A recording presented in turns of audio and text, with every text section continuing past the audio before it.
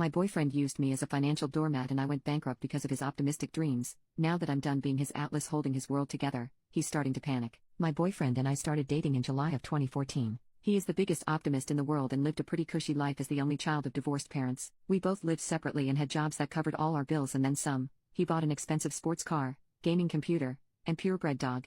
Important later. He was in school, while I had graduated a year before and started work at my first big kid job. Life was great, and the first 6 months were some of the happiest times of my life. The first week of January 2015, he was wrongfully terminated from his job. A new supervisor was on the warpath to replace everyone on boyfriend's shift with his friends and waited until the new year, after the holiday rush was over, to start cleaning house. Government sided with boyfriend during the unemployment claim, and boyfriend started receiving benefits. He decided to focus on finishing school instead of looking for more work. This where the cracks started. He was supposed to graduate that May, but he failed a class and couldn't, so he had to go to school in the summer. In June, his savings ran out and he could either afford his car payment and insurance or rent. His lease was up at the end of July, so I agreed to pay his rent and he could move in with me in July and finish school. He found out weeks before he was supposed to graduate that he needed one particular elective to get out. He had to go to school that fall, too. I demanded he get a job to help with expenses, as I wasn't planning on having to support him for so long. A month or two, fine. 6 months? No. He got a job as an insurance agent for an extremely reputable company at the end of July. Turns out this job is commission-based.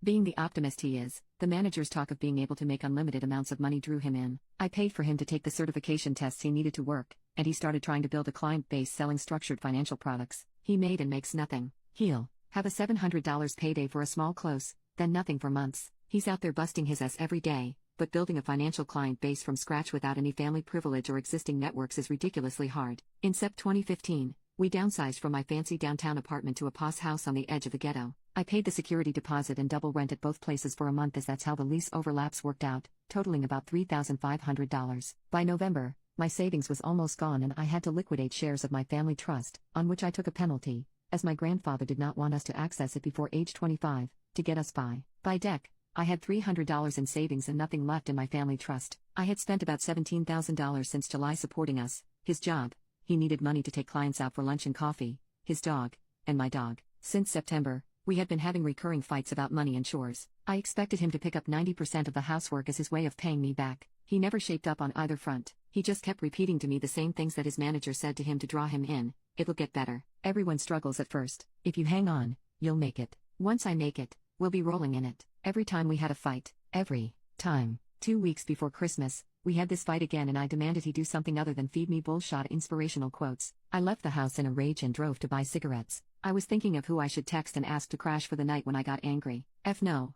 I'm not crashing on someone's couch while he lives on the house I pay for, sleeps in the bed I pay for, and eats the food I pay for. I returned home and gave him 10 days to pack his poop and get out. He moved into his dad's house, and I spent Christmas morning chilling with my dog and returning his presents online. We started hanging out again in January of this year, and things seemed to be going well. For his business, enough for him to consider getting an apartment. I told him he could move back in and if we couldn't split expenses evenly at first, he had to get serious about doing chores and sticking to my budget. It was fine at first, but by April, he wasn't doing any chores and I was back to paying 100% of his and his dog's living expenses. He also was about to not meet quota for that quarter and asked me to sign up for a policy and then reverse it after quarter end so I'd be reimbursed. I lost my poop on him. I work in capital markets. I can't afford to commit financial fraud for him. I told him I've sacrificed enough for him. He can't come for my integrity too. Bonus, the friend who he did rope into doing the reverse policy still hasn't been reimbursed. 5 months later, we had another blowout fight, and he majorly stepped up on the chores front, which has sustained to this day. Money was still touch and go. When he didn't get paid,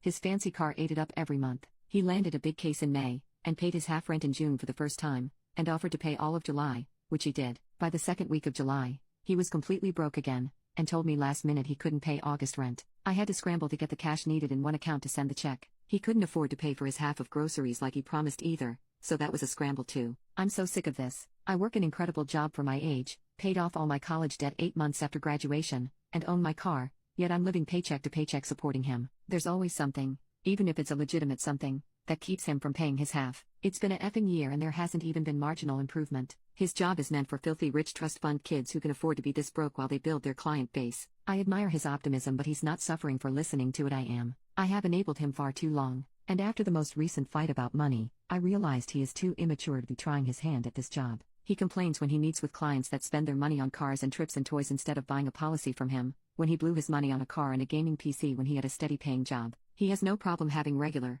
circular fights with me yet won't ask his parents for help because that would be awkward and I don't want to lose his father's respect. He's hurt that I don't trust his promises when he's barely kept any of them, from his graduation date to his bills to chores. He is too immature to see the larger picture, and because I've been enabling him to a fault, he has never needed to because the consequences don't fall on him, they fall on me. Last night, I told him I'm not renewing the lease and am moving out by myself. He followed me around the house pleading with me and asking me questions. How do you feel about me? What about us? Where will I go? What will it take for you to let me come with you? Questions I have answered every single fight. Questions he needs to answer because it's his effing life. I refused to answer them again and went to bed. He stood in the doorway and said that stupid Marilyn Monroe quote about not deserving people at their best if you can't handle them at your worst. I said he was totally allowed to feel that way and walk. He shut himself in the computer room and slept on the couch that night. I can't believe he feels like I'm abandoning him after all I've done. He doesn't understand how hurtful it is when he tries to pay his half of rent and bills by spouting off platitudes about struggle and success. It makes me feel so effing disrespected and I have told him this every fight.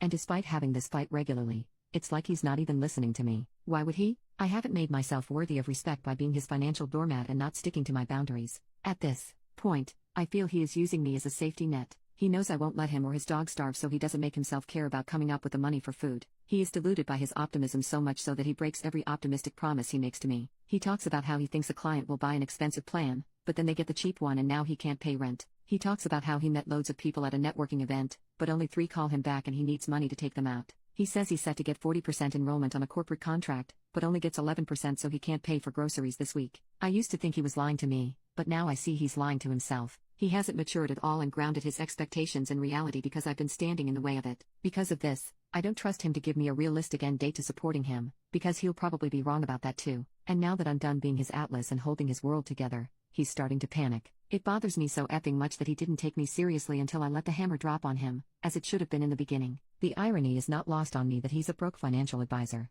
I missed the first 6 months of this relationship, when he had a job that paid well enough to cover up his financial immaturity. I could have taught him a few things that might have stuck instead of picking up all the slack and mommying the ever-living F out of him. I miss going to sit-down dinners and football games and movies with him. I miss the feeling I had a month after I met him, when I knew I would marry him. Now I'm not sure at all. I'm sad I love him. It's a burdensome tether instead of the inner flame it used to be. And maybe this is my own fatal optimism speaking, but that guy is still there, buried underneath all this bullshit. He just has to grow the F out of it and take his own risks to learn his own lessons. I can't even explain how badly I want the guy I met back. I'm tearing up writing this. I agreed to him moving back in this year because, according to him, he only needed a few more months to make it and be stable, and I wanted that for him so badly so we could go back to enjoying life together. My hope is hamstringing me, just like it's doing to him. Can our relationship survive now that I'm seriously taking steps to ensure it doesn't bankrupt me? Or am I being stupid in thinking anything will change? Will he move in with his dad and just get him to be the new enabler? What am I doing wrong that's preventing him from understanding how I feel? Update.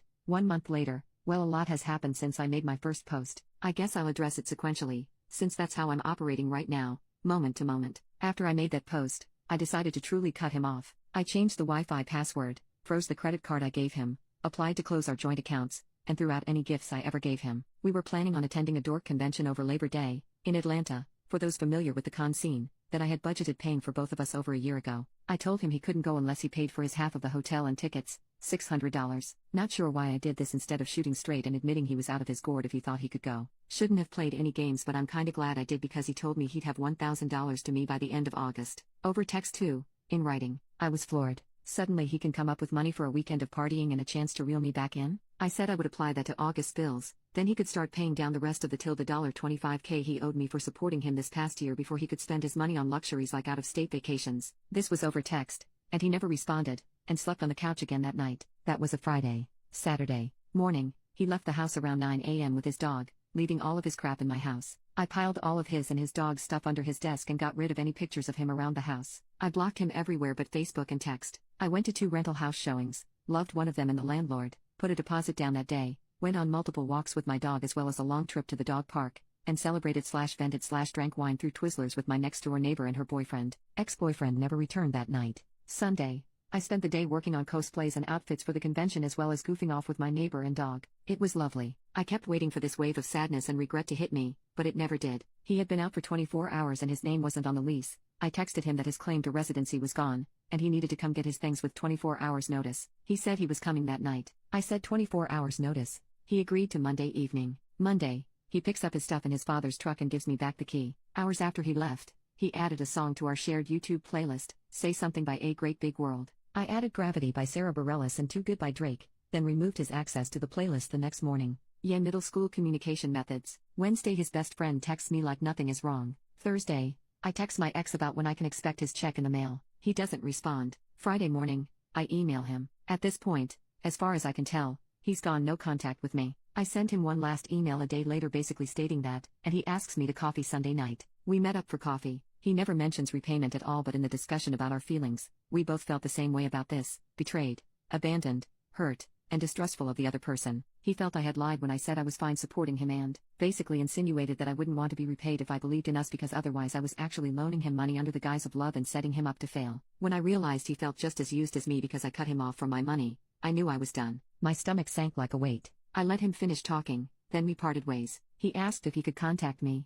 I said I needed a break. The next day I emailed him about the $1,000 he promised me and reminded him he never discussed repayment at our meeting. He didn't respond for days. Then the day I was set to leave town for the convention, he replies saying the money was on the way. Cool, it can sit in my mailbox for 5 days while I'm out of state. Also, during this time he was telling mutual friends we were going through a rough patch, yet my friends were finding him on Tinder in OKC. I partied my tail off for the entire convention, and when I came back, the check was in an unpostmarked envelope in my mailbox. I cashed it and sent him an email telling him such and asked that he use snail mail for future repayments instead of trespassing on my property when he knows I won't be home. I seriously wonder if he was looking for the spare key I left with the dog sitter. So creepy. He replied to that email with some mushy "I love you and I know I effed up things," claiming he is too nice and can't say no and his urge to help others makes him neglect himself and he needs to work on that. It was the most laughable apology on earth. I was so nice and helpful that I couldn't stop myself from draining you of all your money and energy. My bad. I replied, you broke my heart and my bank account. It will be a long time before they're both fixed, and then I hope I won't be stupid enough to trust you with them a third time.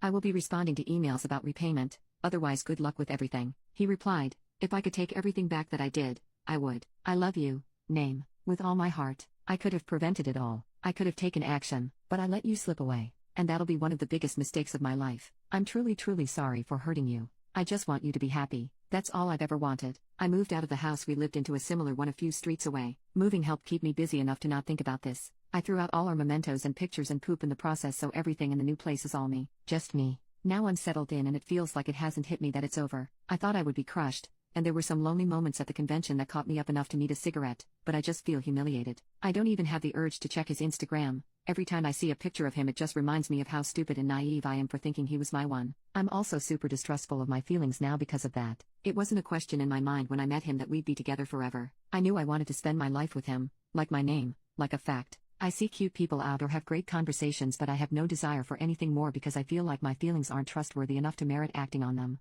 They led me so far astray last time. But that's it, I guess. It's over and life is going on.